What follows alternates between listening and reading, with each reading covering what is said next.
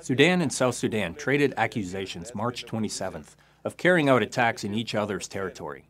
Juba accused the Sudanese armed forces of hostilities in South Sudan's unity state, including allegations of Sudan dropping 2 bombs near oil infrastructure near the southern city of Bentiu. The accusations against the SAF came after Khartoum accused Juba of orchestrating attacks in Sudan's South Kordofan state and trying to occupy oil infrastructure around the city of Heglig.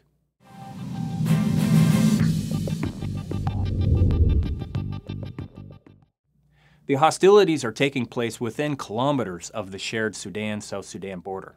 They are concentrated in the overlapping Greater Nile Consortium oil-producing region that straddles the shared border.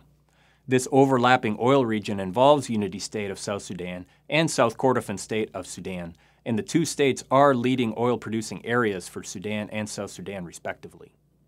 The clashes occurred notably as Sudan and South Sudan had prepared for an inaugural bilateral state visit, with Sudanese President Omar al-Bashir to have traveled to Juba on April 3rd for the two countries' first summit since South Sudan achieved its independence in July 2011. The bilateral summit has now been suspended, while the two states exchange accusations of intimidating and attacking each other's territory.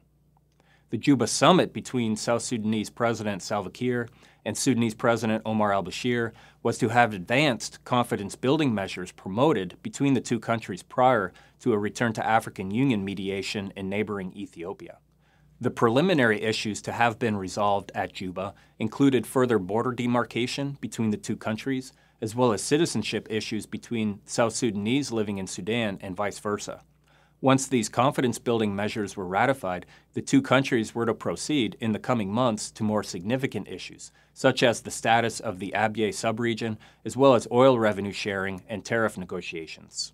Clashes in the border region reflect, however, how disputed the border itself is. A full demarcation of the new border between the two states is not yet accomplished, and shifting the border north or south by mere kilometers has the potential to include or exclude oil production from each other's national sovereignty. With revenues from oil forming the basis for both governments' national budgets, and in the case of Juba it had been 95%, while for Khartoum it was 60%, getting a tactical advantage over controlling the border can mean control over significant sums of money. Following the accusations of hostilities in each other's territories, Khartoum and Juba will continue to position their forces along the shared border, while they interact with international mediators and peacekeeping forces pressing the two sides to return to negotiations. Facing the constraints of the dependency on oil revenues, as well as with particular mediators, notably the Chinese, Khartoum and Juba will likely de-escalate tensions and take a breather, then reschedule summit talks.